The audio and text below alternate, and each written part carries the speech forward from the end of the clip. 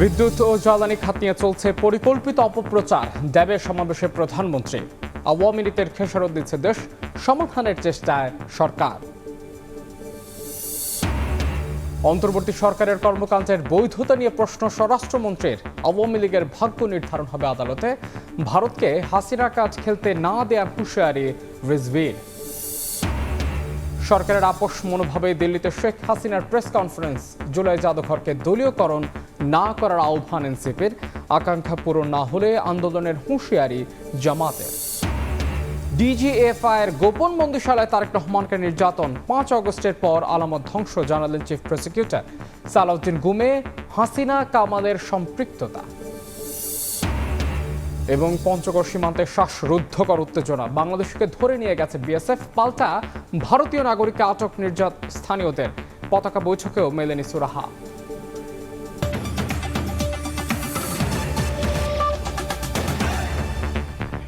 প্রবাসের সময় সঙ্গে আছে আমি মাহাদি ইসলাম ধ্রুব।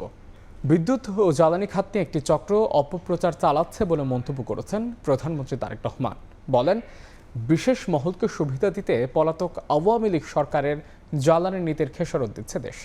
সংকট সমাধানে সর্বোচ্চ চেষ্টা করছে বর্তমান সরকার।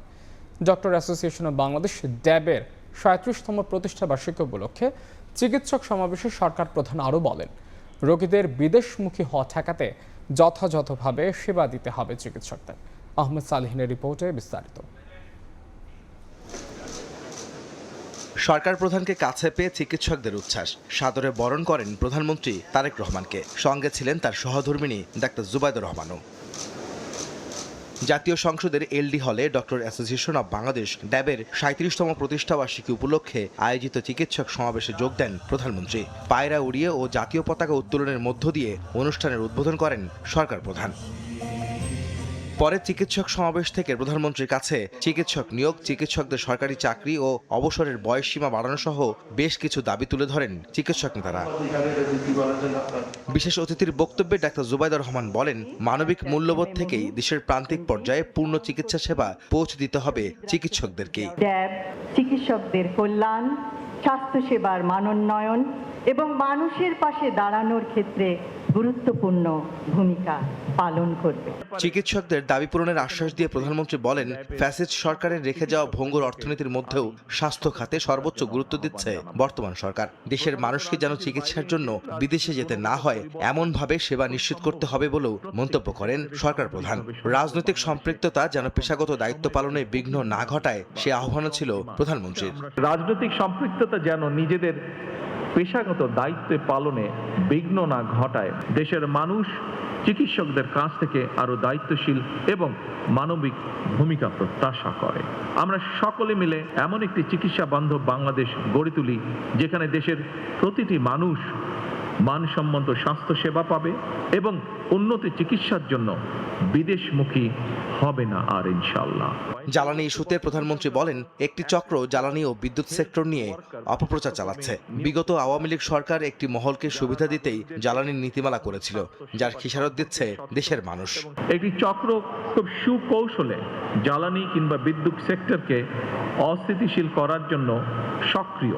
বিগত দিনগুলোতে কোনো নির্দিষ্ট মহলকে সুবিধা পাইয়ে দেওয়ার জন্য যে সকল নীতি গ্রহণ করা হয়েছিল তার খেসারত সমগ্র দেশ, দেশের মানুষ এবং বর্তমান সরকারকে বহন করতে হচ্ছে।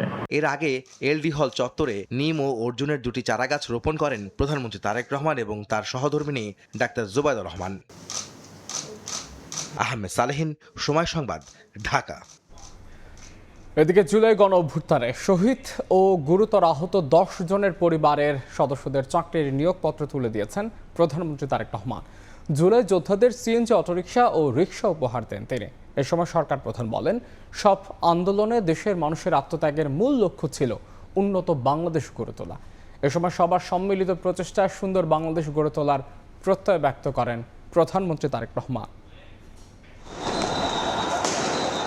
বৈষম্যহীন এক সমাজ যেখানে থাকবে সাম্য, মানবিক মর্যাদা আর মানুষের অধিকার প্রতিষ্ঠায় গণতন্ত্রের ধারাবাহিকতা। সেই লক্ষ্যে ফ্যাসিবাদী শাসনের বিরুদ্ধে আপামর জনতার অভ্যুত্থানে নতুন বাংলাদেশের স্বপ্ন দেখার সুযোগ পেয়েছে দেশের মানুষ। আর সেই রক্তঝরা আন্দোলনে কেউ শহীদ হয়েছেন, কেউ হারিয়েছেন শরীরের অঙ্গ প্রত্যঙ্গ। এই ত্যাগের বিনিময়ে যারা দেশকে নতুন করে গণতন্ত্রের পথে হাঁটতে শিখিয়েছেন, সরকার তাদের সম্মান ও মূল্যায়ন করতে ভোলেনি, বরং ধারাবাহিকভাবে সেই সব যোদ্ধা বা তাদের পরিবারের সদস্যদের কর্মসংস্থানের সুযোগ করে দিচ্ছেন স্বয়ং সরকার প্রধান। শনিবার তেজগাঁওয়ে প্রধানমন্ত্রীর কার্যালয়ে ২৪-এর গণঅভ্যুত্থানে শহীদ ও গুরুতর আহত হয়েছেন এমন ১০ ব্যক্তির পরিবারের সদস্যদের চাকরির নিয়োগপত্র তুলে দেন প্রধানমন্ত্রী তারেক রহমান। তিনি বলেন, মুক্তিযুদ্ধ থেকে শুরু করে জুলাই গণঅভ্যুত্থানে আত্মত্যাগের মূল লক্ষ্য ছিল একটি উন্নত বাংলাদেশ গড়ে তোলা। সবার সম্মিলিত প্রচেষ্টায় সুন্দর বাংলাদেশ গড়ে তোলার প্রত্যয় জানান প্রধানমন্ত্রী। জুলাই আন্দোলনে শহীদ ও আহত ব্যক্তিদের আত্মত্যাগের যথাযথ মূল্যায়নের চেষ্টা অব্যাহত থাকবে বলেও জানান সরকার প্রধান। এদিন জুলাই গণঅভ্যুত্থানে অংশ নেওয়া যোদ্ধাদের আত্মকর্মসংস্থান ও জীবিকা নির্বাহে সহায়তায় একটি করে সিএনজি ও ব্যাটারি চালিত অটোরিকশা এবং 2টি প্যাডেল চালিত রিকশা উপহার দেন সরকার প্রধান। পরে প্রধানমন্ত্রী নিজে উপস্থিত থেকে উপহার দেয়া বাহনগুলো কিভাবে পরিচালনা করা হবে তা প্রত্যক্ষ করেন। একই সঙ্গে নিরাপদে ও আইন মেনে বাহনগুলো পরিচালনায় প্রয়োজনীয় নির্দেশনা দেন তিনি। আহমেদ সালেহীন, সময় সংবাদ, ঢাকা। বন্যায় ক্ষতিগ্রস্তদের খোঁজ নিতে আজ চট্টগ্রাম যাচ্ছেন প্রধানমন্ত্রী তারেক রহমান। বাঁশখালী, হাটহাজারী ও ফটিকছড়ি উপজেলায় ত্রাণ বিতরণ ও নবনির্মিত ১০০ ঘর হস্তান্তর করবেন তিনি। দলীয় প্রধানের সফর ঘিরে উচ্ছ্বসিত সেখানকার নেতাকর্মীরা। বঙ্গোপসাগর উপকূলে বেড়ি বাঁধ, চট্টগ্রাম কক্সবাজার মহাসড়ক ৮ লেনে উন্নীতকরণ সহ চট্টগ্রামের উন্নয়নে বড় ধরনের সুখবরের অপেক্ষায় রয়েছেন চট্টগ্রামবাসী। আশরাফুল আলম মামুনের ক্যামেরায় বিস্তারিত জানাচ্ছেন শফিকুল আলম। জুলাইয়ের দ্বিতীয় সপ্তাহ জুড়ে চট্টগ্রামে বন্যায় কয়েক লাখ মানুষ পানিবন্দির পাশাপাশি ক্ষতিগ্রস্ত প্রায় ২৬,০০০ ঘরবাড়ি, যার ক্ষতির পরিমাণ প্রায় ১৫০০ কোটি টাকা। এমন বাস্তবতায় বন্যা দুর্গতদের দেখতে ৯ আগস্ট রোববার চট্টগ্রামে আসছেন প্রধানমন্ত্রী তারেক রহমান। নামার জন্য উত্তর চট্টগ্রামের বাঁশখালীর বাহারছড়া সমুদ্র সৈকতে প্রস্তুত হেলিপ্যাড। দুপুর ১২টায় একই সৈকতে সমাবেশে যোগ দেবেন সরকার প্রধান। তৈরি হচ্ছে মঞ্চ। প্রধানমন্ত্রীর আগমনে উচ্ছ্বসিত স্থানীয় নেতাকর্মীরা। প্রধানমন্ত্রী আসবে, বিশেষ করে আমাদের ছাওয়া, আমাদের স্থায়ী একটি মজবুত বেড়িবাঁধ। পরে বাঁশখালীতে বন্যায় গৃহহারাদের হস্তান্তর করবেন ১০০ নতুন নির্মিত ঘরবাড়ি। মাননীয় প্রধানমন্ত্রী আসবেন এবং আমরা ১০০ ঘর, যাদের ঘর ভেঙেছিল, মানে পুরোপুরি ভেঙে গিয়েছিল, তাদেরকে ১০০ ঘর করে দিচ্ছি।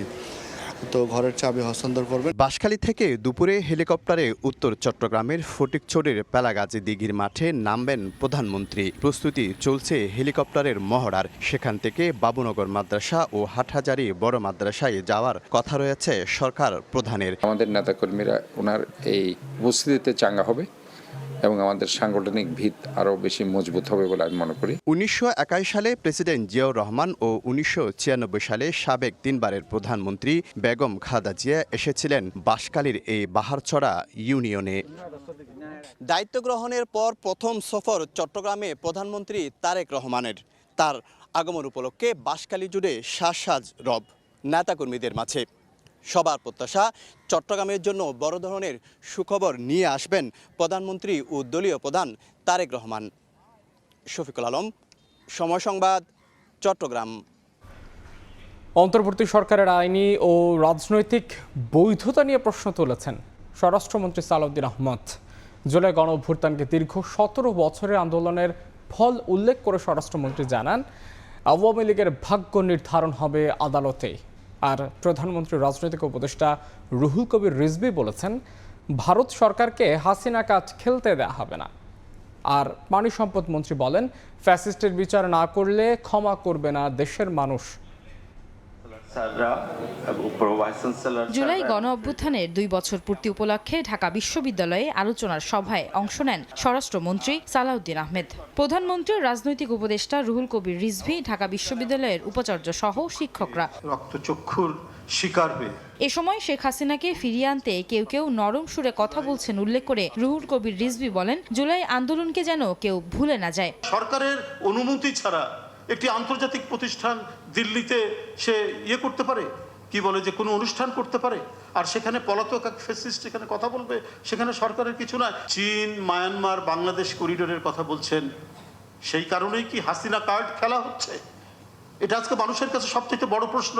পরে প্রধান অতিথির বক্তব্যে অন্তর্বর্তী সরকারের কর্মকাণ্ডে আইনি ও রাজনৈতিক বৈধতা নিয়ে প্রশ্ন তোলেন স্বরাষ্ট্রমন্ত্রী। তিনি আরও বলেন, আওয়ামী লীগের ভাগ্য নির্ধারণ হবে আদালতে। এ সময় সরকারের অনুমতি ছাড়া একজন পলাতক আসামিকে প্রেস কনফারেন্স করতে দেয় ভারত সরকারের প্রতি ক্ষোভ প্রকাশ করেন। 5ই আগস্টের অর্জন, এটা সারা বাংলাদেশের গণতন্ত্রকামী মানুষের আরাধনা ফল, ধারাবাহিক 17 বছরের দীর্ঘ সংগ্রামের ফসল। এটাকে রাজনীতিকীকরণ করা হচ্ছে একটা ভুল পদ্ধতি। আমরাও আওয়ামী লীগের বিরুদ্ধে বিচারের কথা বলছি সংগঠন হিসেবে। সেই সংগঠনের ভাগ্য নির্ধারিত হবে আদালতে। আইনে তাদের কার্যক্রম নিষিদ্ধ করা হয়েছে বটে, কিন্তু রাজনৈতিক দল হিসেবে নিষিদ্ধ হবে কি হবে না, তার বিরুদ্ধে রাজনৈতিক দলের অন্যান্য কোনো পানিশমেন্ট হবে কি হবে না, দীর্ঘ সময়ের জন্য বা অল্প সময়ের জন্য স্থগিত হবে কি হবে না, এই বিধানগুলো সেখানে দেয়া আছে এবং তাদের সমস্ত সম্পত্তি বাজেয়াপ্ত হবে কিনা সেটাও ওখানে বলা আছে। সেই আইনি তদন্ত হচ্ছে, আমরা আশা করি খুব শীঘ্র সে তদন্ত শেষ করতে পারব। রাজনীতিতে বাল্যশিক্ষা শ্রেণীর ছাত্র হয়ে যদি বিশ্ববিদ্যালয়ের প্রফেসরের মতো আচরণ করে সেটা ঠিক নয়। কেউ যদি মনে করে মাত্র 36 দিনের আন্দোলনের ভিতরে 17 বছরের ধারাবাহিক আন্দোলনের কিছুই নেই, তাহলে এটাও রাজনৈতিক অপরিপক্কতা। এদিকে জুলাই গণ অভ্যুত্থানের দ্বিতীয় বর্ষপূর্তিতে ইঞ্জিনিয়ার ইনস্টিটিউটে আলোচনা সভায় পানি সম্পদ মন্ত্রী শহীদ উদ্দিন চৌধুরী অ্যানি বলেন, ফ্যাসিস্টের বিচার না করলে ক্ষমা করবে না দেশের মানুষ। আজকে ফ্যাসিস্ট যে হুঙ্কার দিচ্ছে, যে কথা বলার চেষ্টা করছে, যদিও বাস্তবতার সহিত কোনো মিল নাই, এত অপকর্ম, এত অত্যাচার, এত নির্যাতন, এত গুম, এত খুন, সবকিছুর দায় নিয়েই হাসিনা বিচার এই দেশে হতে হবে। এ সময় জুলাই সনদ নিয়ে বিরোধী দলকে সস্তার রাজনীতি থেকে সরে আসার আহ্বান জানান মন্ত্রী। আয়েশা সিদ্দিক সামিয়া, সময় সংবাদ, ঢাকা। জুলাইয়ের আকাঙ্ক্ষা পূরণ না হলে জনগণকে সঙ্গে নিয়ে আন্দোলনের হুঁশিয়ারি দিয়েছেন জামাত আমির ডক্টর শফিকুর রহমান। বিরোধী দলীয় নেতার সরকারি বাসভবনে আলোকচিত্র প্রদর্শনের অনুষ্ঠানে এই হুঁশিয়ারি দেন তিনি। এ সময় গণভোট ইস্যুতে সরকারের কঠোর সমালোচনা করেছেন ডক্টর শফিকুর রহমান। জুলাই অভ্যুত্থানের দ্বিতীয় বর্ষপূর্তিতে রাজধানীর মিন্টো রোডে বিরোধী দলীয় নেতার সরকারি বাসভবনে আয়োজন করা হয়েছে আলোকচিত্র প্রদর্শনী। জুলাই এখনো শেষ হয়নি শিরোনামে প্রদর্শনীতে উঠে এসেছে 1947 থেকে 2024 পর্যন্ত বাঙালির স্বাধিকার ও বিভিন্ন গণতান্ত্রিক আন্দোলনের ইতিহাস। শনিবার সকালে বাংলাদেশে নিযুক্ত বিভিন্ন দেশের কূটনীতিকদের প্রদর্শনী ঘুরে দেখান জামাতের আমির ডাক্তার শফিকুর রহমান। পরে সাংবাদিকদের সঙ্গে আলাপকালে বিরোধী দলীয় নেতা গণভোট বিষয়ে সরকারের অবস্থানের সমালোচনা করে বলেন, পুরানো বন্দোবস্তের বাইরে সরকারের কোনো অর্জন নেই। সংস্কারের চেয়ে সরকার নিজেদের লোকদের বিভিন্ন কার্ড বিতরণে ব্যস্ত বলেও অভিযোগ করেন তিনি। আমরা পুরানা বন্দোবস্তের বাইরে সরকারের কোনো কিছুই দেখতে পাচ্ছি না। কি দেখছি, কয়েকটা কার্ড বিতরণ দেখেছি, তাও নিজস্ব লোকদের মধ্যেই ম্যাক্সিমাম। এ সময় জুলাইয়ের আকাঙ্ক্ষা বাস্তবায়নে জনগণকে সঙ্গে নিয়ে আন্দোলনের হুঁশিয়ারি দেন ডাক্তার শফিকুর রহমান। জাতিকে আমরা বলেছি, সংসদে আমরা প্রতিকার পাই নাই, ন্যায় বিচার পাই নাই, আপনাদের অধিকার সংসদে তারা মেনে নেয় নাই। এখন আপনাদেরকে সাথে নিয়েই সেই অধিকার আদায়ের জন্য আমরা লড়ে যাব, আন্দোলন করব, সেই আন্দোলনে আমরা আছি। একই দিন রাজধানীর কাকরাইলে ডিপ্লোমা ইঞ্জিনিয়ার্স ইনস্টিটিউশনে জাতীয় উলামা সম্মেলনে যোগ দেন জামাত আমির। এতে দেশ গঠনে আলেম ওলামাদের ঐক্যবদ্ধ হওয়ার আহ্বান জানান তিনি। নাজমুস সালেহী, সময় সংবাদ, ঢাকা। সরকারের আপোষ মনোভাবে দিল্লিতে শেখ হাসিনা প্রেস কনফারেন্স করেছেন বলে মন্তব্য করেছেন এনসিপির আহ্বায়ক নাহিদ ইসলাম। শনিবার সকালে জুলাই স্মৃতি জাদুঘর পরিদর্শনে গিয়ে এ মন্তব্য করেন তিনি। এ সময় জুলাই জাদুঘরকে দলীয়করণ না করার আহ্বান জানিয়েছেন নাহিদ ইসলাম। আনুষ্ঠানিক উদ্বোধনীর তৃতীয় দিন শনিবার সকালে জুলাই স্মৃতি জাদুঘর পরিদর্শনে আসেন এনসিপি আহ্বায়ক ও সংসদের বিরোধী দলীয় চিফ হুইপ নাহিদ ইসলাম। এ সময় সঙ্গে ছিলেন 2024-এর জুলাই অভ্যুত্থানের সারথীরা। প্রায় 1.5 ঘন্টা জাদুঘরের বিভিন্ন কক্ষ পরিদর্শন করেন তারা। পরিদর্শন শেষে উপস্থিত গণমাধ্যম কর্মীদের সঙ্গে কথা বলেন নাহিদ ইসলাম। এ সময় জুলাই জাদুঘরকে দলীয়করণ না করার আহ্বান জানান তিনি। আমরা এর আগে দেখেছি, এর আগের সময়গুলোতে মুক্তিযুদ্ধের ইতিহাস নিয়েও এটা হয়েছে, দলীয়করণ হয়েছে, একদল আসছে, পাঠ্যপুস্তক পাল্টে গিয়েছে, ইতিহাস পাল্টে গিয়েছে। আমরা চাই জুলাই গণ অভ্যুত্থান সম্পর্কিত যে কোনো ইতিহাস, বক্তব্য, জাদুঘর, সেটা যাতে একটা জাতীয় চরিত্র থাকে, যাতে সেটাকে সবাই ধারণ করতে পারে এবং প্রকৃত সত্যটাই সেখানে আসে। বিএনপি ভারতকে ভয় পাচ্ছে এমন অভিযোগ করে নাহিদ ইসলাম বলেন, বাংলাদেশে ফ্যাসিবাদের সঙ্গে ভারতও জড়িত ছিল। তাদের আপোষ মনোভাবে দিল্লিতে বসে শেখ হাসিনা প্রেস কনফারেন্স করেছেন বলে মন্তব্য করেন তিনি। বিএনপি হয়তো ভারতকে ভয় পাচ্ছে, তারা সবার আগে বাংলাদেশ বললেও আমরা দেখছি যে যদি ভয় না পেত তাহলে এটা তো আমাদের ইতিহাসের অংশ এবং এটা তো ভারত করেছে। এই সরকারের এই আপোষকামী মনোভাবের কারণে কিন্তু আমরা দেখলাম দিল্লিতে কনফারেন্স করে এখন পতিত স্বৈরাচার শক্তি তারা হুঙ্কার দিচ্ছে এবং সরকার একটা শুধু প্রেস রিলিজ দিয়ে তার দায়িত্ব শেষ করছে। এছাড়াও জাদুঘরের নিরাপত্তা ব্যবস্থা জোরদার করার পাশাপাশি স্বায়ত্তশাসিত প্রতিষ্ঠান করে নতুন আইন প্রণয়নেরও দাবি জানান নাহিদ ইসলাম। কামরুল হাসান, সময় সংবাদ, ঢাকা। আসন্ন রাষ্ট্রপতি নির্বাচনে অংশগ্রহণের সিদ্ধান্ত নিয়েছে জামাত ইসলামী। শনিবার রাতে গণমাধ্যমে পাঠানো এক সংবাদ বিজ্ঞপ্তিতে এই তথ্য নিশ্চিত করেছে দলটি। সংবাদ বিজ্ঞপ্তিতে উল্লেখ করা হয়, বিরোধী দলীয় নেতা ডাক্তার শফিকুর রহমানের সভাপতিত্বে জামাত ইসলামের কেন্দ্রীয় নির্বাহী পরিষদের বৈঠক অনুষ্ঠিত হয়। এই বৈঠকে রাষ্ট্রপতি নির্বাচনে অংশগ্রহণের বিষয়টি সিদ্ধান্ত হয়। এই লক্ষ্যে রোববার 11 দলীয় ঐক্যের শীর্ষ নেতাদের বৈঠক আহ্বান করা হয়েছে। বিরোধী দলের প্রার্থী দেওয়ার বিষয়টি 11 দলীয় ঐক্যের বৈঠকে চূড়ান্ত করা হবে।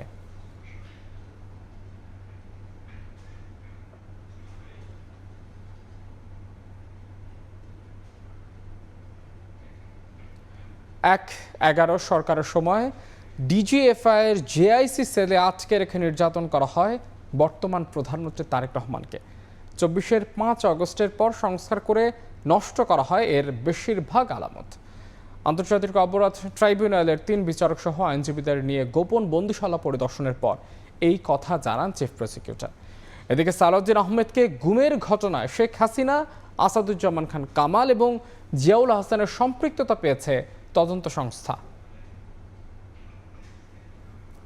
জানালাবিহীন মাত্র কয়েক ফুটের অন্ধকার ঘর, যার মধ্যে আটকে রেখে নির্যাতন। দেয়ালে দেয়ালে লেখা ছিল সেই আর্তনাদ আর হাহাকার।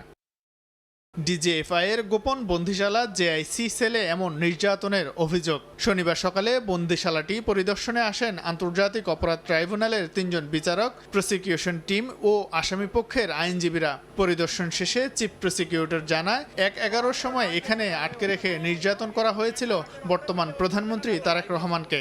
এটাও কিন্তু আমাদের ইনভেস্টিগেশনে বিভিন্ন সাক্ষীদের মুখের বর্ণনা থেকে সেই তথ্যও পাওয়া গেছে এবং পর্যায়ক্রমে এগুলি বিচারের রিফ্লেকশন হবে। চিফ প্রসিকিউটর জানান, 26টি সেলে শ্রেণী বেঁধে রাখা হতো বন্দীদের। 24-এর 5 আগস্টের পর সংস্কার করে নষ্ট করা হয় বেশিরভাগ আলামত। বিচারকরা সশরীরে পরিদর্শন করায় ন্যায় বিচারে সহায়ক হবে বলেও মনে করেন তিনি। এরকম অসংখ্য তারা যে এভিডেন্স তারা স্ক্রিন করবার জন্যে তারা যে একটা অপচেষ্টা করেছে পরবর্তীকালে, সেটা কিন্তু টিএফআই এর মতো জেআইসিতেও আমরা পেয়েছি। আমরা এগুলো সিলগালা করে রেখেছি। টিএফআই এবং জেআইসি সেলের সম্পৃক্ত যেসব কর্মকর্তারা ছিল তাদের অনেকেই বিচারের আওতায় আনা হয়েছে এবং তাদের বিচার চলছে এবং ভবিষ্যতেও যাদের সংশ্লিষ্টতা এইভাবে পাওয়া যাবে তাদেরকেও এই অমানবিক ঘটনার জন্য বিচারের সম্মুখীন করা হবে। যদিও আসামি পক্ষের আইনজীবীদের দাবি, আদালতে বন্দীদের সাক্ষ্যের সঙ্গে মিল খুঁজে পাননি তারা। মিস্টার আজমি জবানবন্দিতে বলেছেন যে তিনি জেআইসির অধীনে অর্থাৎ ডিজিএফের বন্দিশালায় থাকার সময় আলো, বাতাস, চন্দ্র, সূর্য, গাছপালা কোনো কিছু দেখেন নাই। অথচ আজকে যে রুমটি 17 ফিট বা 21 ফিটের নামে যে এসি রুমের টাইলস করা যে রুমটি দেখানো হয়েছে, সেই রুমে কিন্তু 2টো জানালা আছে দক্ষিণ দিকে। সেই জানালা দিয়ে প্রথমে দেখা যায় গাছ। তাহলে যে ব্যক্তি গাছ দেখে নাই সেই ব্যক্তি কি করে এই মেজবি দেখে, মেজবির উল্টা ওয়াল দেখে? এর আগে র্যাবের একটি টর্চার সেল পরিদর্শন করেন ট্রাইব্যুনালের বিচারপতিরা। শীঘ্রই র্যাব 2 ও ডিবির টর্চার সেল পরিদর্শন করবেন তারা। এদিকে স্বরাষ্ট্রমন্ত্রী সালাউদ্দিন আহমেদকে গুমের ঘটনায় শেখ হাসিনা, আসাদুজ্জামান খান কামাল, জিয়াউল আহসান সহ তৎকালীন র্যাব ও পুলিশের ঊর্ধ্বতন কর্মকর্তাদের সম্পৃক্ততা পেয়েছে তদন্ত সংস্থা। দ্রুত তদন্ত শেষে দোষীদের বিচারের মুখোমুখি করা হবে বলে জানিয়েছে চিফ প্রসিকিউটর। শাহিন আলম, সময় সংবাদ, ঢাকা। প্রবাসের সময় আরও থাকছে। নির্ধারিত সময় আত্মসমর্পণ না করায় তনু হত্যার আসামি অবসরপ্রাপ্ত সেনা সদস্য হাফিজুর ফের গ্রেফতার। হাজিরার পর ফের কারাগারে পাঠালেন কুমিল্লার আদালত। দেশের নিরবিচ্ছিন্ন জ্বালানি তেল সরবরাহ নিশ্চিতে বেসরকারি পর্যায়ে আমদানি, সংরক্ষণ, পরিবহন, বিতরণ ও বিপণন নীতিমালার খসড়া প্রণয়নের উদ্যোগ নিয়েছে সরকার। শনিবার বিদ্যুৎ, জ্বালানি ও খনিজ সম্পদ মন্ত্রণালয়ের বিজ্ঞপ্তিতে বলা হয়, প্রস্তাবিত নীতিমালার মূল উদ্দেশ্য দেশের জ্বালানি নিরাপত্তা নিশ্চিত করা ও নিরবিচ্ছিন্ন সরবরাহ ব্যবস্থা বজায় রাখা, স্বচ্ছ ও প্রতিযোগিতামূলক ব্যবস্থা গড়ে তোলার মাধ্যমে জরুরি বা সংকটকালীন পরিস্থিতিতে সরকারি ব্যবস্থার পাশাপাশি বেসরকারি অবকাঠামো ও বিনিয়োগ সক্ষমতাকে জাতীয় স্বার্থে কাজে লাগানো এই নীতিমালার অন্যতম লক্ষ্য। এতে আরও বলা হয়, জ্বালানি খাতের সংশ্লিষ্ট সব অংশীজনের মতামত ও পরামর্শ নিয়ে নীতিমালাটি চূড়ান্ত করা হবে।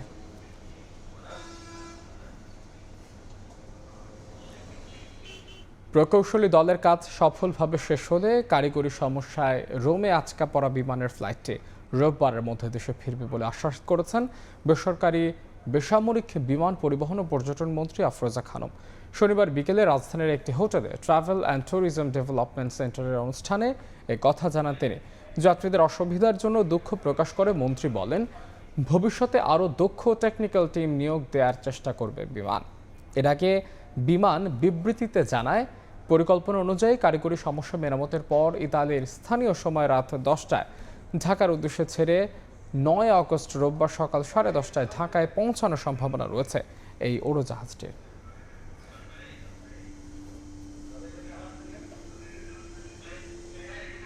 কোনো যাত্রীর যদি কোনো অসুবিধা থাকে সেটা কিন্তু আমাদেরই বেশি খারাপ লাগে, কারণ আমাদের কাজই হলো প্যাসেঞ্জারের সুবিধা দেওয়া।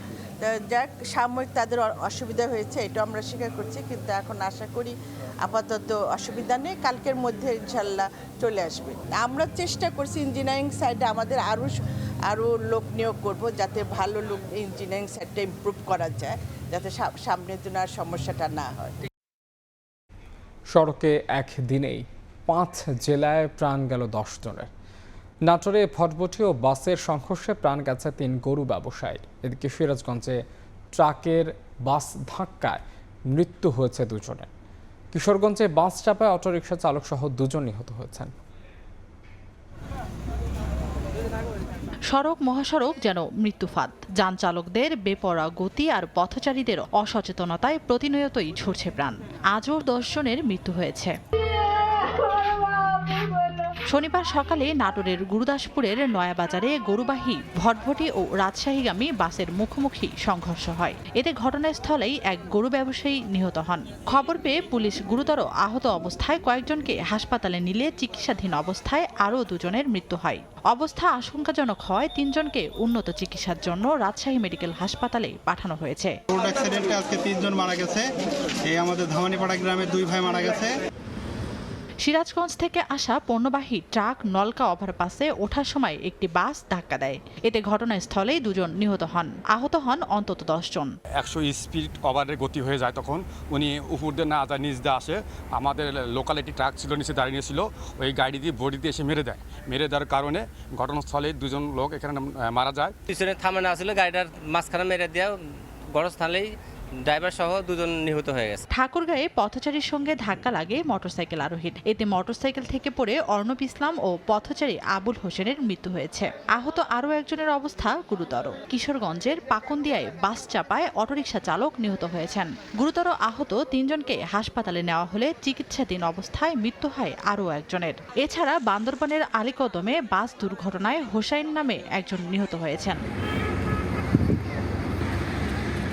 এদিকে শুক্রবার সিলেটের ওসমানীনগরে সড়ক দুর্ঘটনায় নিহত 9 জনের প্রত্যেক পরিবারকে 5 লাখ, পঙ্গুত্ব বরণকারী 3 লাখ এবং আহতদেরকে 1 লাখ টাকা করে সরকারি অনুদানের ঘোষণা দিয়েছেন প্রবাসী কল্যাণ মন্ত্রী আরিফুল হক চৌধুরী। যারা মৃত্যুবরণ করেছে তাদেরকে 5 লক্ষ টাকা সরকারের পক্ষ থেকে, এবং যারা পঙ্গুত্ব বরণ করবে যেটা ডাক্তার বা এখানকার মেডিকেশনের তারা বলবে তাদেরকে 3 লক্ষ টাকা, আর যারা এখানে চিকিৎসাধীন আছেন তাদের সুস্থতার জন্য 1 লক্ষ টাকা করে দেওয়া হবে।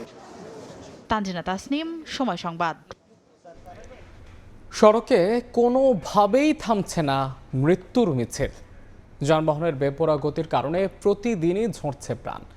5 বছরে সারা দেশে 30,000-এর বেশি দুর্ঘটনায় প্রাণ গেছে প্রায় 33,000 জনের, আর আহত হয়েছেন প্রায় 50,000।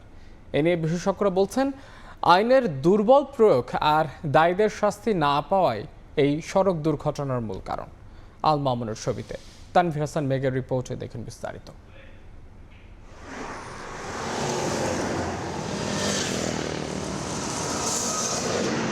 দেখে মনে হবে সবাই যেন রেসিং প্রতিযোগিতায় ব্যস্ত। চালকেরা প্রতিনিয়ত তাড়া করছেন একে অপরকে। সড়ক ও মহাসড়ক বেঁধে নির্ধারিত গতিসীমার তোয়াক্কা করছে না কেউ। অনেক ক্ষেত্রেই এর অনিবার্য পরিণতি দুর্ঘটনা। বিশেষজ্ঞরা বলছেন, নিয়ন্ত্রণহীন গতি ছাড়াও মোটরসাইকেল ও ইজি বাইকের অবাধ চলাচল, ব্যাটারি চালিত রিকশা ব্যাপকভাবে বেড়ে যাওয়া, সড়কের নির্মাণ ত্রুটি, উল্টো পথে যানবাহন চলা, অদক্ষ চালক সহ বিভিন্ন কারণ রয়েছে সড়ক দুর্ঘটনার। মেইনলি হলো ওভারটেকিং এর জন্য অ্যাক্সিডেন্ট হয়, স্পিডে চলার কারণে হইতাছে। মাঝজন্য সঠিক ড্রাইভারের গাড়ি দিয়ে চালায় না, একটা গাড়ি ড্রাইভার স্পিডে চালাইতেছে, অটো রিক্সা অল্লগে পাল্লাতে চলে। তবে সড়ক দুর্ঘটনা সম্পর্কে যানবাহন চালকদের মধ্যে রয়েছে মিশ্র প্রতিক্রিয়া। এক কোম্পানি যদি 2টা গাড়ি থাকে তে কার আগে কে পারাপারি করে স্পিডে চালায়। এক রোডে বিভিন্ন গতির গাড়ি চলে, প্রাইভেট যারা আছে ওরা হাইওয়েতে উঠলে, এক্সপ্রেসে উঠলে ওরা রেস খেলে। মোটরসাইকেল আমার গাড়ির স্পিড 80, ওকে কিনে টানতে আছে 60, কিন্তু ওরে হরেন দিল আরো মাঝে চাপে। বর্তমানে নসিমন, করিমন, বটবডি এগুলো বাসে গাড়ি পড়ে জায়গা ব্যাপক পরিমাণ অটো চলে, কেউ কিছু বলার মতো নাই, যেই বলবেন সেই নেতা। সবাই যেন রেসিং প্রতিযোগিতায় নেমেছে। চালকদের বেপরোয়া গতি আর প্রতিযোগিতার চাপ সারা দেশের মহাসড়কগুলোতে প্রতিদিনই মৃত্যুর ফাঁদে পরিণত হয়েছে। পরিসংখ্যান বলছে, গেল 5 বছরে সারা দেশে 30,000-এরও বেশি সড়ক দুর্ঘটনায় প্রাণ হারিয়েছেন প্রায় 33,000 মানুষ, যার 1/3 মোটরসাইকেল আরোহী, আর আহত হয়েছেন প্রায় 50,000। অন্যদিকে দুর্ঘটনার ধরন বিশ্লেষণ করলে দেখা যায় সবচেয়ে বেশি 39.04% দুর্ঘটনা ঘটেছে নিয়ন্ত্রণ হারিয়ে। আবার যেখানে আঞ্চলিক সড়কের দুর্ঘটনার সংখ্যা 37.05%, মহাসড়কে তা 35.25%। জবাবদিহিতার ঘাটতি আছে। এই বিশেষজ্ঞ বলছেন, দায়ীদের উপযুক্ত শাস্তি না হওয়া সড়ক দুর্ঘটনার প্রতিরোধে ব্যর্থতার অন্যতম প্রধান কারণ। সড়ক দুর্ঘটনার পরে যিনি দায়ী, যে ব্যক্তি বা যে প্রতিষ্ঠান, তাদের কোনো শাস্তি হয় না, দায়সারাভাবে তারা চাকরি করে। এইটা থেকে আমাদের বেরোতে হলে পারে সংশ্লিষ্ট প্রতিষ্ঠানগুলোকে জবাবদিহিতা আনতে হবে, তাদের সক্ষমতা বাড়াতে হবে, প্রাতিষ্ঠানিক এবং কাঠামোগত সংস্কার করতে হবে। এই বিশেষজ্ঞ আরও মনে করেন, দায়ীদের উপযুক্ত শাস্তি না হওয়ায় গড়ে উঠেছে আইনের প্রতি বুড়ো আঙ্গুল দেখানোর সংস্কৃতি। তানভীর হাসান মেঘ, সময় সংবাদ, ঢাকা। দেখছেন প্রবাসের সময়। পঞ্চগড় সীমান্তে শ্বাসরুদ্ধকর উত্তেজনা। 2 দিন আগে বাংলাদেশি বৃদ্ধকে ধরে নিয়ে গেছে বিএসএফ। এর জেরে শনিবার বাংলাদেশে ঢুকে পড়া এক ভারতীয়কে আটক করে বিজেপির কাছে হস্তান্তর করেন স্থানীয়রা। তারা বলছেন, বাংলাদেশি বৃদ্ধকে ফেরত না দিলে ভারতীয় নাগরিককেও ছাড়া যাবে না। এ ঘটনায় বিজিবি বিএসএফ এর পতাকা বৈঠকেও কোনো সমাধান মেলেনি। গত 5 আগস্ট পঞ্চগড় সদর উপজেলার বিরোজোত সীমান্ত রেখার কাছ থেকে 78 বছর বয়সী বাংলাদেশি কৃষক তমিজউদ্দিনকে ধরে নিয়ে যায় বিএসএফ। গরু খুঁজতে গিয়ে তিনি সীমান্তের কাঁটাতারের কাছে চলে গিয়েছিলেন বলে দাবি পরিবারের। শনিবার সকালে একই সীমান্ত দিয়ে বাংলাদেশের একটি আখখেতে ঢুকে পড়ে ভারতের জলপাইগুড়ির রাজগঞ্জ এলাকার বাসিন্দা দীপঙ্কর। এ সময় স্থানীয়রা তাকে আটক করে। পরে পুলিশ ও বিজিবি ঘটনাস্থলে পৌঁছালে তাদের কাছে দীপান্তরকে হস্তান্তর করা হয়। তার বিরুদ্ধে আইনি ব্যবস্থা নেওয়া হচ্ছে বলে জানিয়েছে বিজিবি। 80 বছর বয়স, ও তো হাঁটতে পারে না, এরকম গরু পিছিয়ে পিছিয়ে গেছে এবং বিএসএফ ওদিক আটক করে নিয়ে চলে গেছে। আমাদেরকে মারধর করে হসপিটালে রাখছে। হসপিটালে রাখার পরে আমরা তখন আমার আখেতে এক মানুষ আসছিল ভারত থেকে, ওকে আমি ধরে নিয়ে আসছি। আমার চাচা শ্বশুরটা ফেরত দিবে, আমি মানুষটাকে ফেরত দিব। আর কোনো কথা নাই, আমার মানুষটাকে ফেরত দিবে, আমরাও ফেরত দিয়ে দিব।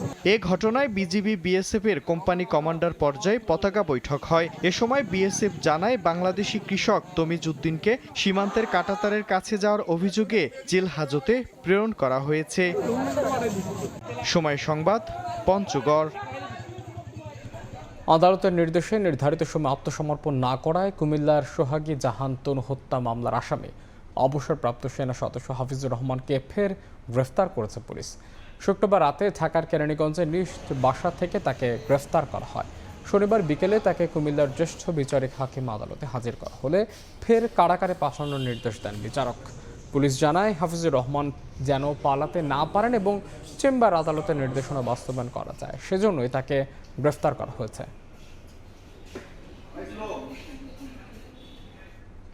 আমার মায়ে গেছিল আমার মামার বাসায়, হ্যাঁ তাইয়া দেখে গড়টা খাইলা হয়েছিল বেটির লগে কথা কইব, এরপরে তো মার লগে আর কোনো কথা নাই গো।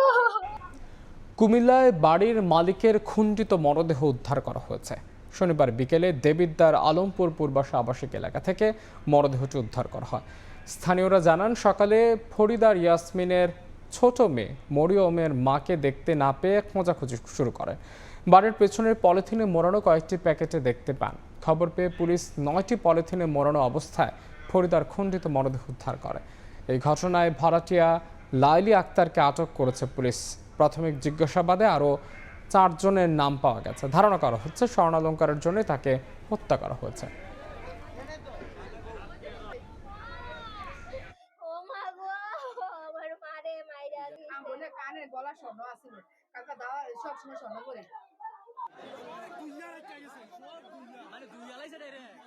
আমার মায়ে গেছিল আমার মামার বাসায়, হ্যাঁ তাইয়া দেখে গড়টা খাইলা হয়েছিল বেটির লগে কথা কইব, এরপরে তো মার লগে আর কোনো কথা নাই গো। হুদা ফোনে কথা কয় আর হুদা এবিটে মিস করতে না করে। সকালে একটা বেটি বলে দেখছে ভিজা কাপড়ে গাঁটি নিয়ে যাইতেছে, আপনার মনে রক্ত দিয়ে মনে পড়ছে এই বাড়ির সামনে দাঁড়ানো। লাইট ইঞ্জিনিয়ারিং শিল্পের সম্ভাবনা কাজে লাগিয়ে দেশের বগুড়াকে অন্যতম শিল্পকেন্দ্র হিসেবে গড়ে তোলার পরিকল্পনা নিয়েছে সরকার। এ লক্ষ্যে জেলায় 400 একরের নতুন বেসিক শিল্প পার্ক স্থাপনের উদ্যোগ নেওয়া হয়েছে। এই পরিকল্পনা অনুযায়ী আগামী শীত মৌসুমেই কাজ শুরুর কথা জানান বাণিজ্য ও শিল্পমন্ত্রী খন্দকার আব্দুল মুক্তাদির। এছাড়া বগুড়ার উন্নয়নে নানা পরিকল্পনা তুলে ধরেছেন সড়কমন্ত্রী শেখ রবিউল ইসলাম আলম ও স্থানীয় সরকার প্রতিমন্ত্রী মীর শাহে আলম। কৃষি, শিল্প ও বাণিজ্য সম্ভাবনাময় জেলা বগুড়া দীর্ঘদিনের রাজনৈতিক বৈষম্যে কাজে লাগেনি সম্ভাবনার পুরোটা। তবে এবার বগুড়া সহ উত্তরাঞ্চলের জেলাগুলোর অর্থনীতিতে পরিবর্তন আনার পরিকল্পনা নিয়েছে সরকার। শনিবার দিনভর বগুড়ায় ব্যবসায়ীদের সঙ্গে মতবিনিময় এবং বিভিন্ন উন্নয়ন কাজের উদ্বোধন শেষে পরিকল্পনার কথা তুলে ধরেন সরকারের 3 মন্ত্রী প্রতিমন্ত্রী। চেম্বার অব কমার্স অ্যান্ড ইন্ডাস্ট্রিজের অনুষ্ঠানে বাণিজ্য, শিল্প, বস্ত্র ও পাটমন্ত্রী খন্দকার আব্দুল মুক্তাদির বলেন 400 একর জায়গা জুড়ে দ্বিতীয় বেসিক শিল্প পার্ক স্থাপন ও লাইট ইঞ্জিনিয়ারিং শিল্পের সম্ভাবনাকে কাজে লাগাতে শিল্প কেন্দ্র গড়ে তোলার পরিকল্পনা রয়েছে সরকারের। শিল্প প্রকল্প করবেন, ট্রেডিং হোলসেলিং এর আমাদের একটা স্কিম আছে, সেই স্কিমের অধীনে যেন 6-7% সুদে ঋণ পেতে পারেন সেই ব্যবস্থা ইনশাআল্লাহ। জানুয়ারির মধ্যে বগুড়া থেকে অভ্যন্তরীণ ফ্লাইট চালুর কথা জানান স্থানীয় সরকার পল্লী উন্নয়ন ও সমবায় প্রতিমন্ত্রী মীর শাহে আলম। আগামী মাস থেকে ড্রোন তৈরির কারখানার কাজ শুরু, যানজট নিরসনে রেললাইনের ওপর ওভারপাস নির্মাণ, করতোয়া নদীকে পুনরুজ্জীবিত করতে 1000 কোটি টাকার প্রকল্প ও আন্তর্জাতিক মানের ফুটবল স্টেডিয়াম সহ ক্রীড়াগ্রাম নির্মাণের পরিকল্পনার কথাও জানান তিনি। বাংলাদেশের ইতিহাসে প্রথম ড্রোন ফ্যাক্টরিটি বগুড়া বিমানবন্দরে হবে, সেটি আগামী মাস থেকে এই অবকাঠামো উন্নয়নের কার্যক্রম বাংলাদেশ বিমান বাহিনী শুরু করবে। ব্যবসায়ীদের সঙ্গে মত বিনিময় শেষে করতোয়া নদীর উপরে পুনর্নির্মিত নান্দনিক শাহ ফতে আলী সেতুর উদ্বোধন করেন সড়ক পরিবহন ও সেতুমন্ত্রী শেখ রবিউল আলম। এই সরকার জনগণ কর্তৃক নির্বাচিত সরকার, যেখানে যে উন্নয়ন দরকার ইনফ্রাস্ট্রাকচার এবং ট্রান্সপোর্টের ক্ষেত্রে আমরা সেটা করছি, আমলে নিচ্ছি, বাস্তবায়ন করছি। পরে ঐতিহাসিক শাকপালা পার্ক আধুনিকায়নের ভিত্তিপ্রস্তর স্থাপন করেন সড়ক মন্ত্রী শেখ রবিউল আলম ও স্থানীয় সরকার প্রতিমন্ত্রী মীর শাহে আলম। আব্দুল আউয়াল, সময় সংবাদ, বগুড়া। কাঁচামাল আমদানিতে উচ্চ শুল্ক আর ব্যাংক ঋণের উচ্চ সুদ হারে দেশের সিরামিক শিল্প সম্প্রসারিত হতে পারছে না। রাজধানীর একটি হোটেলে Bangladesh ceramic manufacturers and exporters association BCAM এর আয়োজিত আলোচনায় কথা বলেন খাত সংশ্লিষ্টরা। তারা জানান, চলমান জ্বালানি সংকটে কারখানায় উৎপাদন ব্যাহত হচ্ছে, এতে আন্তর্জাতিক বাজারের প্রতিযোগিতার সক্ষমতা হারাচ্ছেন উদ্যোক্তারা। এ সময় প্রযুক্তিগত উদ্ভাবন ও দ্বিপক্ষীয় সহযোগিতার মাধ্যমে বিশ্ব রফতানি বাজারে সিরামিক খাতের অবদান বাড়ানোর আহ্বান জানান বক্তারা।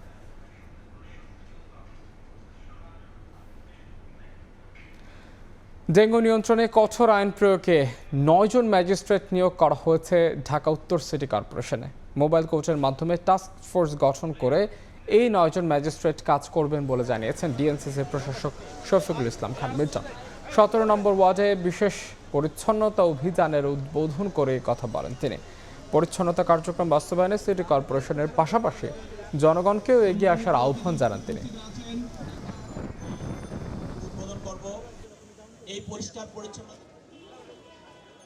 ডেঙ্গুকে নিয়ন্ত্রণে রাখার জন্য, আইনকে প্রয়োগ করার জন্য ইতিমধ্যে 9 জন ম্যাজিস্ট্রেটকে আমরা নিয়োগ দিয়েছি। গত বুধবার দিন আমরা নিয়োগ দিয়েছি। তারা প্রতিটি জোনে, প্রতিটি জোনাল যে ওয়ার্ডগুলো আছে, তারা সেখানে মোবাইল কোডের মাধ্যমে তারা কাজ করবে। শুধুমাত্র সিটি কর্পোরেশনের পরিচ্ছন্ন কর্মী দিয়েই পরিষ্কার রাখাটা একটা দুরূহ বিষয়। কিছু অসচেতনতার কারণে একই জায়গায় আবার আমরা সেখানে আবর্জনা ময়লা দেখতে পাই। বদলে গেছে উত্তরার দিয়াবাড়ি লেকের চিত্র। দীর্ঘ প্রায় 10 মাসের চেষ্টায় লেকটি এখন প্রায় পরিষ্কার। 75% কাজ এরই মধ্যে শেষ হয়েছে, আর 10 থেকে 15 দিনের মধ্যেই শেষ হবে বাকি কাজও। হাতের ঝিল ও ধানমন্ডি লেকের আদলে দিয়াবাড়ি লেক তৈরির পরিকল্পনা রয়েছে সরকারের। বুলবুল রেজার রিপোর্ট। রাজধানী উত্তরার দিয়াবাড়ি লেক, যা একসময় ছিল ময়লা আবর্জনায় পরিপূর্ণ, তবে এখন প্রায় পরিষ্কার। উত্তরা 12 নম্বর থেকে 17 নম্বর সেক্টরের প্রায় 8 কিলোমিটার লেক এখন ময়লা আবর্জনা মুক্ত।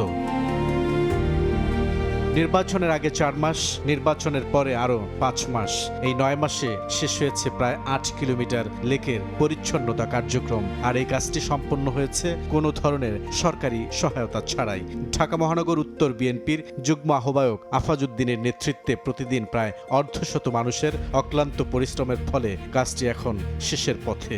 যতদিন এগুলা পরিষ্কার পরিচ্ছন্ন না হবে ততদিন আমরা আছি। প্রতিষ্ঠাবাসী উপলক্ষে ঘোষণা দিয়েছিল আমাদের কর্মসূচি খাল নালা ডোবা পরিষ্কার করার জন্য, সেই থেকে আমরা এই কর্মসূচি পালন করতে আসি। আর মাত্র 500 মিটার ময়লা আবর্জনা পরিষ্কার করলে পুরো দিয়াবাড়ি লেক ফিরে পাবে নতুন চেহারা। ভবিষ্যতে যেন লেকটি এরকম পরিষ্কার পরিচ্ছন্ন থাকে, সেজন্য উদ্যোগ নেওয়া হয়েছে। বনায়ন কর্মসূচির আওতায় আসবে লেকের দুপাশ। দৃশ্যমান করে মানুষকে বসার উপযোগী করা এবং বনায়ন করা, এবং এটাকে একদম সকল বর্জ্য অপসারণ করে এটাকে মোটামুটি একটা পর্যায়ে নিয়ে আসার প্রাথমিকভাবে আমরা যেটা ব্যক্তিগতভাবে সেটা আমরা করছি। উত্তর সিটির প্রশাসক বলছেন 29টি খালের 20টির ডিমার্কেশন এরই মধ্যে শেষ হয়েছে। হাতির ঝিল এবং ধানমন্ডি লেকের আদলে দিয়াবাড়ি লেক তৈরির পরিকল্পনা আছে বলেও জানান তিনি। অলরেডি খালগুলো পুনরায় ডিমার্কেশন করার জন্য আমরা একটা কমিটি করে দিয়েছি। অলরেডি আমাদের 29টা খালের মধ্যে 20টা খাল ডিমার্কেশন হয়ে গেছে। লেকের দুপাশের অবৈধ স্থাপনা সরানোরও উদ্যোগ নেওয়া হয়েছে। এরই মধ্যে বেশিরভাগ অবৈধ স্থাপনা উচ্ছেদ করা হয়েছে। বুলবুল রেজা, সময় সংবাদ, ঢাকা। দেখছেন প্রবাসের সময়। এবার দেশের বাইরের খবর। গ্রিসের উপকূল থেকে 72 বাংলাদেশি সহ 2 শতাধিক অভিবাসন প্রত্যাশীকে উদ্ধার করা হয়েছে। লিবিয়া থেকে গ্রিসে অনুপ্রবেশের সময় তাদের উদ্ধার করে ইউরোপীয় সীমান্তরক্ষী একটি সংস্থা। এসব অভিবাসন প্রত্যাশীদের গ্রিসের একটি বন্দরের অস্থায়ী আশ্রয় কেন্দ্রে রাখা হয়েছে।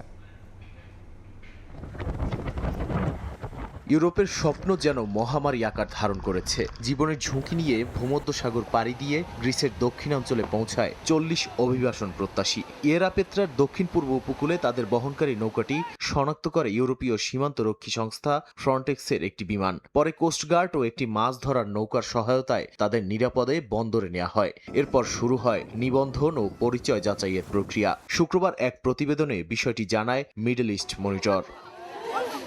ওই ঘটনার মাত্র কয়েক ঘন্টা আগেই দুটি নৌযান থেকে উদ্ধার করা হয় আরও 112 জনকে। প্রথম নৌযানে ছিলেন 56 জন, যাদের মধ্যে 31 জন সুদানের এবং 25 জন বাংলাদেশের নাগরিক। দ্বিতীয় নৌযানেও ছিলেন 56 জন, তাদের মধ্যে 47 বাংলাদেশি এবং 9 মিশরীয় নাগরিক ছিলেন। এদিকে আগের একটি উদ্ধার অভিযানে 50 জন অভিবাসন প্রত্যাশীকে পাচারের অভিযোগে দক্ষিণ সুদানের 16 বছর বয়সী এক কিশোরকে আটক করেছে গ্রিক কর্তৃপক্ষ। অভিবাসীদের জবানবন্দি অনুযায়ী লিবিয়ার তবরুক থেকে গ্রিসের উদ্দেশ্যে যাত্রায় নৌকাটি চালানোর অভিযোগ রয়েছে তার বিরুদ্ধে। নাদিম মারজান, সময় সংবাদ। শব্দ দূষণ নিয়ন্ত্রণে ভারতের পশ্চিমবঙ্গের ধর্মীয় স্থান থেকে 5,000-এর বেশি মাইক সরিয়ে নিয়েছে রাজ্য সরকার। এর মধ্যে মসজিদ থেকে 4,203টি আর মন্দির থেকে 1,096টি লাউডস্পিকার সরানো হয়েছে। সরকারের দাবি, মসজিদ মন্দির সবখানেই সমানভাবে আইন প্রয়োগ করা হয়েছে। কলকাতা থেকে সুব্রত আচার্য রিপোর্টে বিস্তারিত। শব্দদূষণ নিয়ন্ত্রণে পশ্চিমবঙ্গ জুড়ে অভিযানে নেমেছে রাজ্য সরকার, যার আওতায় ধর্মীয় স্থান থেকে সরানো হয়েছে 5,000-এরও বেশি মাইক। এরই মধ্যে মসজিদ থেকে সরানো হয়েছে 4,000-এরও বেশি আর মন্দির থেকে প্রায় 1,100টি। রাজ্য সরকারের দাবি, কোনো সম্প্রদায়কে টার্গেট করে নয়, বরং আদালতের নির্দেশ ও শব্দদূষণ বিধি মেনেই এই অভিযান পরিচালনা করা হয়েছে।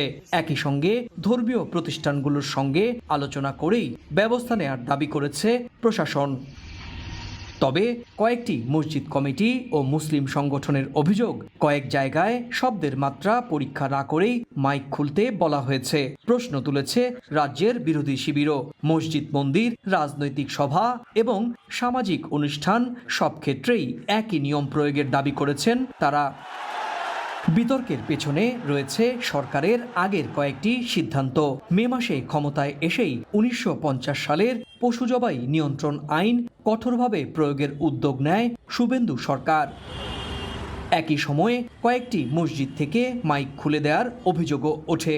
সরকারি পরিসংখ্যানে মন্দিরের তুলনায় মসজিদ থেকেই প্রায় 4 গুণ বেশি মাইক সরানো হয়েছে।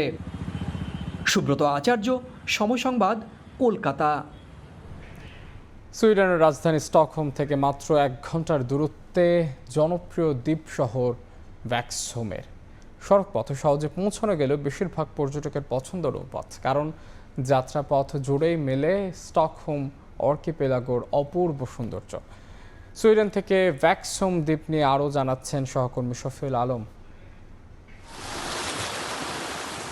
সুইডেনের স্টকহোম শহরের কোলাহল থেকে মাত্র 1 ঘন্টা দূরত্ব জনপ্রিয় দ্বীপ শহর ভ্যাক্সহোম। সড়কপথে সহজে পৌঁছানো গেলেও বেশিরভাগ পর্যটকের পছন্দ নৌপথ। ভ্যাক্সহোমে পৌঁছাতে নীল জলরাশি, ছোট ছোট দ্বীপ আর সবুজ প্রকৃতি উপভোগের সুযোগ কেই বা হাতছাড়া করতে চায়। স্টকহোম দ্বীপপুঞ্জের প্রবেশদ্বার হিসেবে পরিচিত ভ্যাক্সহোম। রাজধানী থেকে সড়কপথে গাড়িতে প্রায় 40 মিনিটে পৌঁছানো গেলেও বেশিরভাগ পর্যটকই বেছে নেন নৌপথ, কারণ প্রায় 1 ঘন্টার এই যাত্রাতে চোখে পড়ে অসংখ্য ছোট বড় দ্বীপ, লাল হলুদ রঙের কাঠের কটেজ, পাল তোলা নৌকা আর মনোমুগ্ধকর প্রাকৃতিক দৃশ্য। ছোট্ট দ্বীপ শহরটিতে রয়েছে ঐতিহাসিক দুর্গ, রঙিন কাঠের বাড়ি, ক্যাফে, রেস্তোরাঁ ও ছোট ছোট দোকান। গ্রীষ্মকালে এখানে ভিড় করেন দেশি বিদেশি পর্যটকেরা। স্টকহোম থেকে এটা খুব কাছে, এসএল কার্ড দিয়ে আসা যাওয়া এবং আসার সময় যে সুন্দর একটা পরিবেশ, দেখার মতো পরিবেশ, ফ্যামিলি নিয়ে আসলে অনেক ভালো লাগবে। গ্রীষ্মকাল জুড়ে ভ্যাক্সহোম সুইডেনের অন্যতম জনপ্রিয় ভ্রমণ গন্তব্য। সহজ যোগাযোগ, শান্ত পরিবেশ ও দ্বীপপুঞ্জের অপরূপ সৌন্দর্যই এই শহরের সবচেয়ে বড় আকর্ষণ। শফিউল আলম, সময় সংবাদ, সুইডেন। যুক্তরাষ্ট্রের পাঠক মহলে ব্যাপক সাড়া ফেলেছে বাংলাদেশি বংশোদ্ভূত তরুণ লেখক পি পারমিতার প্রথম উপন্যাস অ্যাপেটাইট। বাংলাদেশ অভিবাসী এক নারীর জীবন নিয়ে লেখা উপন্যাসটি প্রকাশের মাত্র 3 দিনের মাথায় বিক্রি হয়ে গেছে এর সব কপি। স্থানীয় সময় বৃহস্পতিবার সন্ধ্যায় নিউ ইয়র্কের ঐতিহ্যবাহী স্ট্র্যান্ড বুক ফেস্টের এই উপলক্ষে আয়োজন করা হয় এক প্রকাশনা অনুষ্ঠানে। এতে প্রবাসীরা ছাড়াও বিপুল সংখ্যক আমেরিকান লেখক, পাঠক উপস্থিত ছিলেন। নিউ ইয়র্ক থেকে বিস্তারিত জানাচ্ছেন হাসানুজ্জামান সাকিব। বাংলাদেশি মেয়ে এখন আমেরিকান লেখক পি পারমিতা, পুরো নাম পদ্ম পারমিতা। 29 বছর বয়সী এই তরুণীর প্রথম উপন্যাস প্রকাশিত হয়েছে পেঙ্গুইন র্যান্ডম হাউসের নিউ ইয়র্কের ডায়াল প্রেস থেকে। তারই প্রকাশনা উৎসবে শত শত দর্শক। বৃহস্পতিবার ম্যানহাটানের বিশ্বখ্যাত বুক স্টোর স্ট্যান্ডে উপস্থিত ছিলেন যুক্তরাষ্ট্রের বিভিন্ন অঙ্গরাজ্য থেকে আসা বইপ্রেমীরা, যাদের মধ্যে বেশিরভাগই আমেরিকান তরুণ তরুণী। ছিলেন বাংলাদেশি প্রবাসী লেখক প্রকাশকরাও। ঢাকার সানবিম স্কুলের এক মেয়ে জারিনা অ্যাপেটাইট উপন্যাসের প্রধান চরিত্র। একসময় উচ্চশিক্ষার জন্য আসেন যুক্তরাষ্ট্রের কলম্বিয়া বিশ্ববিদ্যালয়ে। অনুষ্ঠানে সাবলীল নির্ভর কথামালায় লেখিকা পারমিতা যেভাবে বলছিলেন, এ যেন শুধু জারিনার নয়, একটু একটু করে সবারই গল্প। এটা একটা মেয়ের গল্প যে আমেরিকা এসেছে বাংলাদেশ থেকে। ও হচ্ছে বাবুর্চি হতে চায়, সে একজন রাঁধুনি, কিন্তু হঠাৎ করে সে রেসলিং এর জগতে পড়ে যায়। বইটি প্রকাশের পরপরই আমেরিকান পাঠক সমাজে ব্যাপক সাড়া ফেলেছে। মাত্র 3 দিনেই শেষ হয়ে গেছে অ্যাপেটাইটের প্রথম সংস্করণের সব কপি। আমি চাই যে সবাই বাংলাদেশ বিষয় জানুক, বাংলাদেশি খাবার বিষয় জানুক। এই জন্য আমি অনেক অনেক বেশি করে বাংলাদেশি খাবার নিয়ে লিখেছি এবং এখন সবাইকে খাওয়াচ্ছি আমরা। কানেকটিকাটের নিউ হ্যাভেনের বাসিন্দা পারমিতা বিশ্ববিদ্যালয়ের অধ্যাপক। বাংলাদেশে জন্ম নেয়া পারমিতার বাবা জনপ্রিয় লেখক আনিসুল হক, মা মেরিনা ইয়াসমিন ঢাকায় মার্কিন দূতাবাসের সাবেক কর্মকর্তা। হাসানুজ্জামান সাকি, সময় সংবাদ, নিউ ইয়র্ক, যুক্তরাষ্ট্র। যুক্তরাষ্ট্রের লস অ্যাঞ্জেলেসে বাংলাদেশ কনসুলেট জেনারেলে যথাযোগ্য মর্যাদায় পালিত হয়েছে জুলাই গণ অভ্যুত্থান দিবস 2026। এ উপলক্ষে আলোচনা সভা, ভিডিও চিত্র প্রদর্শনী এবং শহীদদের স্মরণে বিশেষ দোয়া মোনাজাতের আয়োজন করা হয়। লস অ্যাঞ্জেলেসে বাংলাদেশ কনসুলেট জেনারেলে রাষ্ট্রপতি ও প্রধানমন্ত্রীর বাণী পাঠ করেন দূতাবাসের কর্মকর্তারা। পরে জুলাইয়ের শহীদদের আত্মার মাগফিরাত এবং দেশ ও জাতির শান্তি ও সমৃদ্ধি কামনায় বিশেষ দোয়া মোনাজাত অনুষ্ঠিত হয়।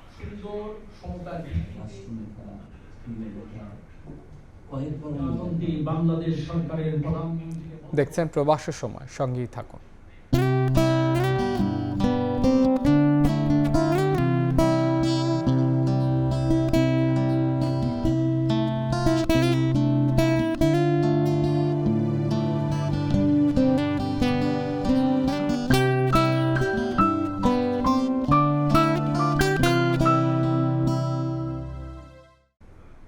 দেখছেন প্রবাসের সময়। এবার খেলার খবর।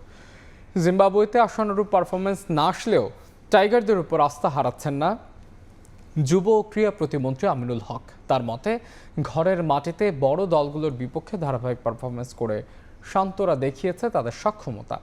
আগের সিরিজের ভুল শোধরাতে পারলে ডারউইন ও ম্যাকায়ে কঠিন কন্ডিশনেও বাংলাদেশ ইতিবাচক কিছু করবে বলে প্রত্যাশা আমিনুল হকের। 23 বছরের অপেক্ষার অবসান হতে চলছে। অস্ট্রেলিয়ার মাটিতে টেস্ট খেলবে বাংলাদেশ। 15 সদস্যের স্কোয়াডের সবাই প্রথমবার সাদা পোশাকে খেলবে ডাউন আন্ডারে। রোমাঞ্চের সঙ্গে আছে চ্যালেঞ্জও, তবে টাইগারদের নিয়ে আসায় বুক বাঁধছেন সবাই। অস্ট্রেলিয়ার বিপক্ষে মাঠে নামার আগে প্রস্তুতি ম্যাচে বাজে পারফরমেন্স। তার আগে জিম্বাবুয়েতে একেবারে নাকানি চুবানি খেয়েছে শান্ত মিরাজরা। দলে আছে ইনজুরি সমস্যা, নেই নাহিদ রানা। তারপরও টাইগারদের উপর থেকে আশা হারাচ্ছেন না যুব ও ক্রীড়া প্রতিমন্ত্রী। জিম্বাবুয়ের পারফরমেন্স থেকে শিক্ষা নেবেন ক্রিকেটাররা, বিশ্বাস আমিনুলের। আমরা ঢাকাতে দেখেছি যে নিউজিল্যান্ডের বিরুদ্ধে বাংলাদেশ ক্রিকেট টিম কিভাবে খেলেছে, আমরা অস্ট্রেলিয়ার বিরুদ্ধে বাংলাদেশ ক্রিকেট টিম কিভাবে খেলেছে সেটাও দেখেছি, পাকিস্তানের বিরুদ্ধে কিভাবে খেলেছে সেটাও দেখেছি। সো আমার কাছে মনে হয় যে ধারাবাহিকতা আমরা বজায় রাখতে পেরেছি, বাট হয়তোবা জিম্বাবুয়ের সাথে আমাদের যে আশানুরূপ যেটা মানে জিম্বাবুয়ের মাটিতে যেটা করার দরকার ছিল সেটা পারফর্ম করতে পারেনি। এটা আমাদের খেলোয়াড়ি ভাষা, এটা হতে পারে। অনেক সময় ভালো পারফর্ম করে, অনেক সময় হয়তোবা কিছুটা ডিটোরেট করে, বাট খারাপ করলে সেখান থেকে শিক্ষা নিয়ে আমাদের কি কি করণীয় রয়েছে, ভুল ত্রুটিগুলো সেগুলো শুধরে উঠি। ডারউইন ও ম্যাকাইয়ে কঠিন কন্ডিশন, অনেকটা অচেনা অজিদের কাছেও। টাইগাররা এরই মধ্যে প্রস্তুতি ম্যাচে হেরেছে ইনিংস ব্যবধানে। তবে আমিনুল হক আশাবাদী টাইগারদের নিয়ে অস্ট্রেলিয়ার বিপক্ষেও ভালো করবে শান্ত বাহিনী। অস্ট্রেলিয়ার সাথে যে নেক্সট যেই খেলাগুলো রয়েছে, টেস্ট সিরিজ রয়েছে, সেখানে আমার মনে হয় যে আমাদের বাংলাদেশ টিমের যে এখন বর্তমান যে ধারাবাহিক যে পারফরমেন্স, আমরা আশাবাদী যে বাংলাদেশ খুব বেশি দূর নাই, যে বাংলাদেশ যে বিশ্বকাপের মতো যে ক্রিকেটের যে আসর, সেই আসরে আমরা আমাদের সেই কাঙ্ক্ষিত চ্যাম্পিয়নশিপ বা কাঙ্ক্ষিত যে সেরা সাফল্য সেটা আমরা অর্জন করতে পারবো ইনশাল্লাহ। অস্ট্রেলিয়ার মাটিতে সবশেষ 2003 সালে খেলা 2 টেস্টেই বাজেভাবে হেরেছিল টাইগাররা। এবার সেই পরিসংখ্যান বদলাবেন লিটন তাসকিনরা, বিশ্বাস ক্রীড়া প্রতিমন্ত্রী। একটা প্রতিযোগিতা, এটি কিন্তু আমাদেরকে অনেক দূর এগিয়ে নিয়ে যাবে। তারেক হাসান শিমুল, সময় সংবাদ, ঢাকা।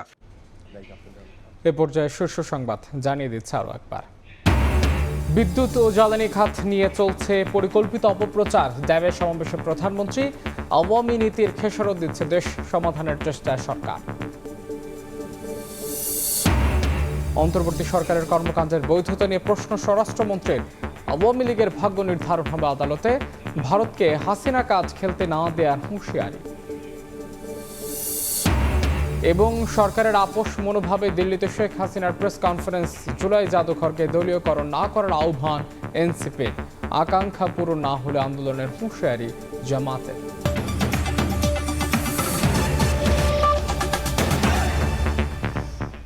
এই ছিল প্রবাসের সময়ের এখনকার আয়োজনে। সঙ্গেই থাকুন সময়।